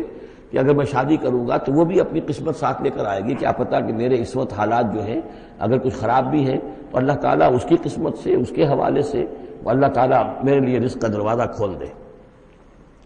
وَلْيَسْتَعْفِفِ الَّذِينَ لَا يَجِدُونَ نِكَاحًا، اور جو لوگ نکاح کی قدرت بالکل نہ رکھتے ہوں، شادی کر ہی نہ سکتے ہوں، کچھ بھی نہ ہو ان کے پاس، نہ کوئی گھر ہو جس میں کہ اپنی بیوی کو رکھ سکیں، نہ کوئی نان نفقے کا سامان ہو، نہ کوئی مہر دے سکیں. وَلْيَسْتَعْفِفْ، تو انہیں چاہیے کہ وہ اپنی عفت کی حفاظت کریں، پوری طریقے سے اپنے اس جو جنسی جذبے کو کنٹرول کریں. الَّذِينَ لَا يَجِدُونَ نِكَاحًا حَتَّى يُغْنِيَهُمُ اللَّهُ مِنْ فَضْلِهِ، یہاں تک کہ اللہ تعالیٰ انہیں اپنے فضل سے غنی کر دے. وَالَّذِينَ يَبْتَغُونَ الْكِتَابَ مِمَّا مَلَكَتْ أَيْمَانُكُمْ فَكَاتِبُوهُمْ، اور تمہارے غلاموں میں سے جو تمہارے ساتھ چاہیں مکاتبت کرنا. یہ مکاتبت کا قاعدہ یہ تھا کہ غلام یہ طے کرتا تھا کہ جناب میں آپ کو اتنے لاکھ درہم دے دوں گا، اتنی مدت کے اندر اندر آپ مجھے آزاد کر دیجئے. تو یہ معاہدہ ہو گیا، اب وہ آزاد ہو گیا. لیکن آزادی اسی میں ہے کہ اسے وہ رقم اتنی عرصے کے اندر ادا کرنی ہے. اب وہ کمائے گا، محنت کرے گا، کوشش کرے گا اور وہ رقم ادا کر دے گا. یہ مکاتبت تھی. تو جو بھی تمہارے غلاموں میں سے مکاتبت چاہیں، مما ملکت ایمانکم فکاتبوہم، تو یہ مکاتبت کر لیا کرو. قرآن مجید نے وہ تمام راستے کھولے ہیں کہ جن سے غلاموں کی آزادی کا جو ہے آسانی کے ساتھ تدریجاً سہج انداز کے اندر ان کی غلامی کا جو ہے سلسلہ ختم ہو کر آزادی کی طرف راستہ کھل جائے. فَقَاتِبُوهُمْ إِنْ عَلِمْتُمْ فِيهِمْ خَيْرًا، اگر تم دیکھ رہے ہو ان کے اندر کہ خیر ہے، بھلائی ہے، واقعتاً یہ شخص پہ اعتماد کیا جا سکتا ہے، یہ بھاگ نہیں جائے گا اور یہ جو بھی کرنا چاہ رہا ہے معاہدہ اس کو پورا کرنے کی اس کی نیت ہے. وَآتُوهُمْ مِنْ مَالِ اللَّهِ الَّذِي آتَاكُمْ، پھر ایسے لوگوں کو جنہوں نے مکاتبت کی ہو تم بھی مال دیا کرو، جو اللہ کا مال تمہارے پاس اللہ نے تمہیں دیا ہے. یعنی لوگ مدد بھی کریں اس کی تاکہ وہ اپنی اس رقم کو جلد از جلد ادا کر کے اور وہ پھر آزاد ہو جائے. وَلَا تُكْرِهُوا فَتَيَاتِكُمْ عَلَى الْبِغَاءِ، اور دیکھو اپنی باندیوں کو، چھوکریوں کو، یہ جو وہاں پہ باندیاں کنیزیں ہوتی تھی انہیں بدکاری پر مجبور نہ کرو. ان اردنا تحسنا، اگر وہ چاہیں کہ وہ پاک دامن رہیں، وہ کسی قلعے میں رہیں، اور ان سے چونکہ یہ بھی رواج وہاں تھا، ان باندیوں سے پھر وہ پیشہ کراتے تھے. اب یہ اصل میں اصلاح ہو رہی اس معاشرے کی اور اس کے اندر ان چیزوں کو رفتہ رفتہ روکا جا رہا ہے. جیسے سورہ نساء میں آیا تھا، ایسا بھی ہوتا تھا کہ باپ کی بیویاں جو ہیں اپنی جو سوتیلی مائیں ہیں انہیں اپنے گھر میں ڈال لیا. لیکن یہ ساری چیزیں رفتہ رفتہ ایک ایک کر کے پھر ان کی بندش ہوئی ہے. تو وہ اپنی لونڈیوں سے پیشہ کراتے تھے اور کمائی خود کھاتے تھے. تو فرمایا یہ بہت غلط ہے. لِتَبْتَغُوا عَرَضَ الْحَيَاةِ الدُّنْيَا، تاکہ تم حاصل کرو دنیا کی زندگی کا سامان. وَمَنْ يُكْرِهُنَّ فَإِنَّ اللَّهَ مِنْ بَعْدِ إِكْرَاهِهِنَّ غَفُورٌ رَحِيمٌ، اور اگر کوئی ان کو مجبور کرے گا اس کام کے لیے تو اللہ تعالیٰ ان کی اس مجبوری کی بنا پر ان کے حق میں غفور اور رحیم ہوگا. تم پر وبال آئے گا، جو کام یہ غلط کروائے گا وبال اس پر آئے گا. اگر وہ خود جو ہے مجبوراً کر رہی ہے اور وہ اس کے لیے ذہناً تیار نہیں ہے تو بہرحال اللہ اس کے حق میں غفور اور رحیم ہوگا. وَلَقَدْ أَنزَلْنَا إِلَيْكُمْ آيَاتٍ مُبَيِّنَاتٍ، اور دیکھو ہم نے نازل کر دی ہیں تمہاری جانب یہ روشن آیات. وَمَثَلًا مِّنَ الَّذِينَ خَلَوْا مِن قَبْلِكُمْ، اور وہ ساری باتیں بھی ہم نے بتا دی ہیں کہ جو ان لوگوں میں تھیں جو تم سے پہلے تھے. یہ ساری گندگیاں، معاشرتی خرابیاں جو ہیں یہ پہلوں کے اندر بھی تھیں، ہم نے ان سب کی نشاندہی کر دی ہے. وَمَوْعِظَةً لِّلْمُتَّقِينَ، اور اہل تقویٰ کے لیے ہم نے نصیحت یہ نازل فرما دی ہے. قَدْ جَاءَتْكُم مَوْعِظَةٌ مِّن رَّبِّكُمْ وَشِفَاءٌ لِّمَا فِي الصُّدُورِ. اب یہ 5واں رکوع آ رہا ہے اور یہ ہمارے اس منتخب نصاب کا جو دوسرا حصہ ہے، ایمان کی بحث، اس کے ضمن میں یہ بہت اہم درس ہے. اور یہ آیت نمبر 35 جو آ رہی ہے یہ قرآن مجید کی عظیم ترین آیات میں سے ہے. اس سورہ مبارکہ کی بھی آیت نمبر 35 اور سورہ احزاب میں بھی بالکل ٹھیک یہی نمبر آیت نمبر 35 آپ کو ملے گی. یہ ایمان پر اور وہ اسلام کی کیفیات پر قرآن مجید کی عظیم ترین آیات ہیں. اللہ نور السماوات والارض، اللہ آسمانوں اور زمین کا نور ہے. مثل نورہ، اس پر ایمان کی مثال، اس کے نور ایمان کی مثال ایسی ہے کمشکاتن، جیسے ایک ایک طاق ہے، فیہا مصباح، اس میں ایک چراغ روشن ہے، المصباح فی زجاجہ، وہ چراغ جو ہے چمنی کے اندر ہے، شیشہ ہے اس کے اوپر، جیسے لالٹینیں ہوتی تھی پچھلے زمانے میں، گلوب کے ساتھ جو ہے وہ لیمپ ہوتے تھے۔ الزجاجۃ کأنہا کوکب دری، اور وہ شیشہ چمک رہا ہے جیسے کہ ایک چمکدار ستارہ ہو، یوقد من شجرۃ، اور اس مصباح میں، اس دیے میں، اس چراغ میں جلایا جا رہا ہے تیل، کس کا؟ ایک شجرہ مبارکہ زیتونہ کا، ایک ایسا مبارک درخت زیتون کا، لا شرقیۃ ولا غربیہ، جو نہ شرقی ہے نہ غربی ہے، یعنی یہ کہ درخت ہے، جھنڈ ہے ایک، اب اگر تو اس جھنڈ کے مشرق میں کوئی درخت ہے تو صبح کی دھوپ تو انہیں ملے گی، شام کی نہیں ہوگی، مغرب میں ہے تو شام کی دھوپ مل جائے گی، صبح کی نہیں ملے گی، ایک علیحدہ کھڑا ہوا ہے کوئی جس کے نہ ادھر کوئی اور ہے نہ ادھر کوئی اور درخت ہے، تو پورے دن کی تمازت دھوپ کی جو ہے وہ جذب کر رہا ہے، اور ایسے درخت کا جو روغن زیتون ہوتا تھا وہ بہت صاف شفاف، اسی کی مثال دی جا رہی ہے کہ نہ شرقی ہے نہ غربی ہے، وہ کسی جانب سے اوٹ میں ہے ہی نہیں، یکاد زیتھا یضیء، اس کا جو روغن ہے وہ بھڑک اٹھنے کو بیتاب ہے، قریب ہے کہ روشن ہو جائے، وَلَوْ لَمْ تَمْسَسْهُ نَارٌ، چاہے اسے ابھی آگ نے چھوا ہی نہ ہو، نور علی نور، جب آگ مس کر جائے، چھو جائے تو پھر نور علی نور ہے، وہ بھڑک اٹھتا ہے، یہدی اللہ لنورہ من یشاء، اللہ تعالی ہدایت فرماتا ہے اپنے نور کی جانب جس کو چاہتا ہے، وَيَضْرِبُ اللَّهُ الْأَمْثَالَ لِلنَّاسِ، اور اللہ تعالی مثالیں بیان کرتا ہے لوگوں کے لیے، وَاللَّهُ بِكُلِّ شَيْءٍ عَلِيمٌ، اور اللہ ہر چیز کا کما حقہ علم رکھتا ہے۔ یہ اصل میں ایمان کے لیے، اس کے اجزائے ترکیبی کے لیے بہترین تمثیل ہے، جس کو میں پہلے بیان کرتا رہا ہوں کہ ایک ہے فطرت، انسانی فطرت، اگر فطرت سلیم ہے تو اس کے اندر یہ ایمانی حقائق موجود ہیں، معرفت خداوندی موجود ہے، البتہ اس پر کوئی پردے آ گئے ہیں، اس کے اوپر جو ہے کچھ غلاف پڑ گئے ہیں، اور جب آتی ہے وہی وہ اس کو ایکٹیویٹ کرتی ہے، آیات الہیہ جو ہیں، آیات قرآنیہ، وہ اندر کے اندر جو ڈورمنٹ اس کی کانشسنس ہے ایمان کی، اس کو ایکٹیویٹ کر کے شعور پر لے آتی ہے۔ اس کو یوں سمجھے کہ جیسے تیل ہے، اب تیل ایک ہے کڑوا تیل، جس سے کہ ہم دیے کبھی جلایا کرتے تھے، اب تو شاید ہی کہیں آپ نے دیکھا ہو دیا کس کو کہتے ہیں، لیکن اس میں وہ کڑوا تیل جو جلتا تھا، تو کڑوا تیل خود آگ نہیں پکڑ سکتا، اس میں بتی ڈالنی پڑتی تھی، کوئی کپڑے کی بتی ہے بٹ کر، یا یہ کہ وہ روئی کی بتی بنائی ہے، اس بتی کا پھر آگ لگاتے تھے تو جل تو رہا ہے تیل، لیکن بواسطہ بتی، براہ راست وہ تیل جلنے کی پوزیشن میں نہیں ہے۔ لیکن ایک تیل ہے پیٹرول، اس کو جو کڑوے تیل سے روشنی حاصل کرنے کے لیے جتن کرنے پڑ رہے ہیں آپ کو جلانے کے لیے، اور پیٹرول گویا کہ بیتاب ہے، وہ بھڑک اٹھنے کو بیتاب ہے، ذرا سی چنگاری قریب آئی اور بھڑک گیا۔ اسی طریقے سے انسانوں کی طباع کا فرق ہے، کچھ لوگوں کی جو فطرت ہے اتنی سلیم ہوتی ہے، اتنی نیکی ہوتی ہے اس کے اندر، کہ جیسے ہی وہی سامنے آئی، آئینہ جگمگا اٹھا ایک دم، اس لیے کہ اوپر غبار ہے ہی نہیں، اس کے اوپر کوئی اور جو ہے پردے پڑے ہوئے ہیں ہی نہیں۔ یہ مثال صدیقین کی ہے جو میں نے کل بھی آپ سے عرض کیا تھا، کہ جیسے کہ حضور نے فرمایا میں نے جس کے سامنے بھی دعوت ایمان رکھی، اس نے کچھ نہ کچھ توقف اور تردد ضرور کیا، سوائے ابو بکر کے، کہ ایک لحظے کا بھی توقف نہیں کیا۔ یہ اس لیے کہ ان کی فطرت اتنی سلیم تھی، گویا کہ وہ پیٹرول تھا ان کے اندر جو بھڑک اٹھنے کو بیتاب تھا، کہ ذرا قریب بھی اگر دیاسدائی آ گئی تو بھڑک اٹھے۔ لیکن کچھ لوگ وہ تھے کہ جن کا تیل اتنا صاف اور پاک نہیں تھا، ان میں کوئی تکدر تھا، انہیں وقت لگ گیا، اگر چاہیے کہ بالآخر وہ ایمان لے آئے، لیکن یہ کہ کچھ اس میں بتی ڈالنی پڑی، کوئی اس کے لیے محنت کرنی پڑی۔ السابقون الاولون من المہاجرین والانصار والذین اتبعوہم بإحسان، پھر وہ لوگ ہیں جو بعد میں درجہ بدرجہ پھر ان کے بعد آتے چلے گئے۔ تو اسی طریقے سے ایمان کی مثال ہے کہ یہ روغن فطرت یا نور فطرت، نور روح، روحانی نور جو ہمارے اندر ہے نور تجلی بھی اسی خاک میں پنہاں، غافل تجرا صاحب ادراک نہیں ہے، وہ جو ہماری روح کے اندر ہے، روح ملکوتی کے اندر جو نور ہے، یہ نور اور باہر سے جو قرآن کا نور، وحی کا نور آیا، ان دونوں کے نور کے اجتماع سے پھر نور علی نور کی کیفیت پیدا ہوئی۔ اب وہ نور ایمانی جو ہے وجود میں آ گیا۔ اللہ نور السماوات والارض مثل نورہ کمشکاۃ فیہا مصباح، المصباح فی زجاجہ، اور ذہن میں رکھیے یہ ہمارا جو پنجر ہے پسلیوں کا، اس کی واقعتاً طاق کی سی شکل ہے، یہ نیچے سے چوڑا ہو رہا ہے، اوپر سے تنگ ہو رہا ہے، طاق ایسے ہی ہوتے تھے، ڈائفرام جو ہے وہ اس طاق کا گویا کہ فلور ہے جو ہمارے ایبڈومینل کیویٹی کو چیسٹ کیویٹی سے علیحدہ کرنے والا عضو ہے، اور دل رکھا ہوا ہے اس کے اوپر، یہ گویا کہ چراغ ہے۔ اس دل میں نور ایمان ہوتا ہے، اس دل کے اندر جو ہے وہ اللہ کا نور، اور یہ نور بنا ہے دو چیزوں سے، ایک وہ نور فطرت جو اس کے اندر موجود تھا اس کی روح کے اندر، اور ایک نور وحی۔ ان دونوں کے اجتماع سے نور علی نور، وہ نور جو ہے وہ نور ایمان کی شکل میں اس قلب کے اندر جو ہے وہ جاگزی ہوا اور قلب منور ہو گیا۔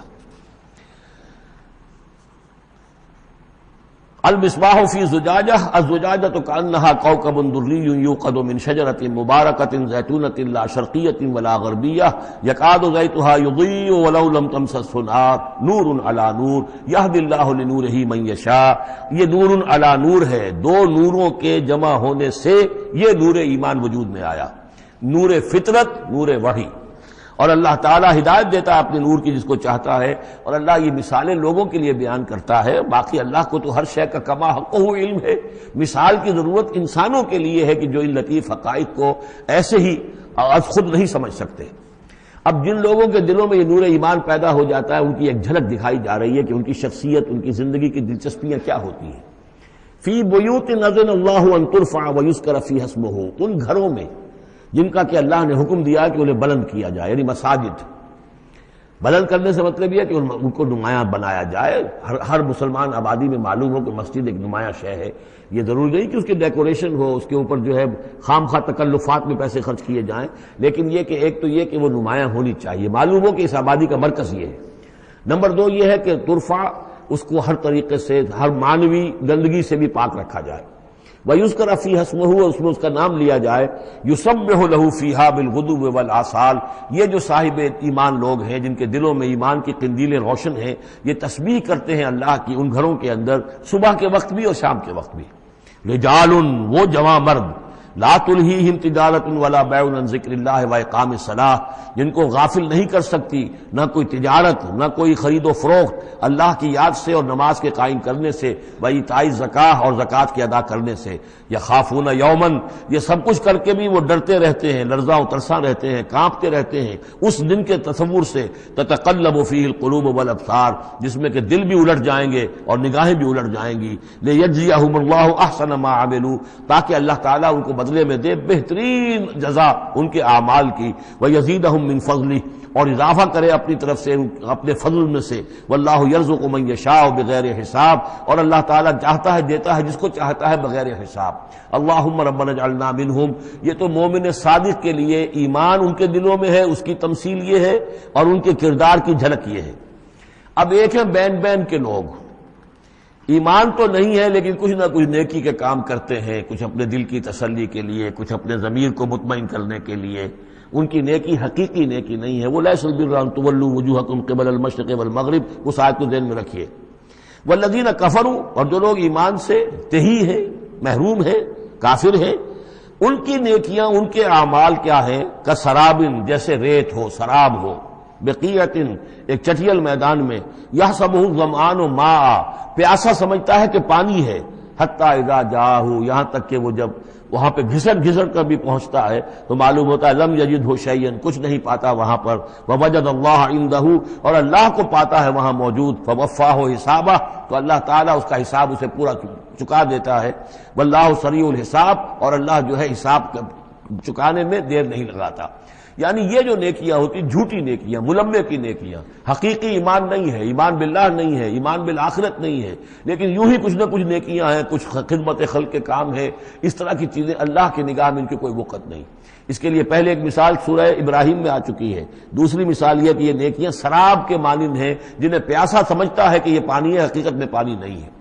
اب تیسرا جو کردار ہے وہ یہ ہے کہ جن کے دلوں میں، جن کی زندگیوں میں یہ جھوٹ موٹ کی نیکی بھی نہیں ہے، نفس پرستی اور دنیا پرستی، اور ان کے اندر ہر طرح کی گندگی جو ہے وہ آ چکی ہے۔ ان کی مثال کیا ہے؟ او کظلمات فی بحر اللجی، یا جیسے کہ اندھیرے ہوں ایک بڑے گہرے سمندر میں، یغشاہ موج، اس کے اوپر ایک موج چڑھی ہوئی ہو، من فوقہ موج، اس کے اوپر ایک اور موج ہو، من فوقہ سحاب، اور اوپر جو ہے بادل بھی ہوں۔ یعنی اندھیری رات ہے، کوئی روشنی نہیں، اوپر بادل ہے، نہ چاند اور ستاروں کی کوئی روشنی نہیں آ رہی، اور اس کے ساتھ ہی یہ ہے کہ موج کے اوپر موت چڑھی ہوئی ہے. ظلمات بعضها فوق بعض، یہ اندھیروں پر اندھیرے ہیں. اذا اخرج یدہ لم یکد یراہا، جب وہ اپنا ہاتھ نکالتا ہے تو اس کو بھی نہیں دیکھ سکتا، جسے ہم کہتے ہیں اپنے محاورے میں ہاتھ کو ہاتھ سجائی نہیں دیتا. وَأَلَّمْ يَجْعَلِ اللَّهُ لَهُ نُورًا، اور جس کو اللہ تعالیٰ ہی نے کوئی نور عطا نہ کیا ہو، فما لہ من نور، تو اس کے لیے پھر کہیں کوئی نور نہیں ہے. یہ وہ لوگ ہیں کہ جن کی زندگیاں کسی ملمے کی نیکی سے بھی خالی ہیں، اندھیارے ہی اندھیارے ہیں. ظلمات فوق بعضها فوق بعض. بارک اللہ لی ولکم فی القرآن العظیم ونفعنی وإیاکم بالآیات والذکر الحکیم.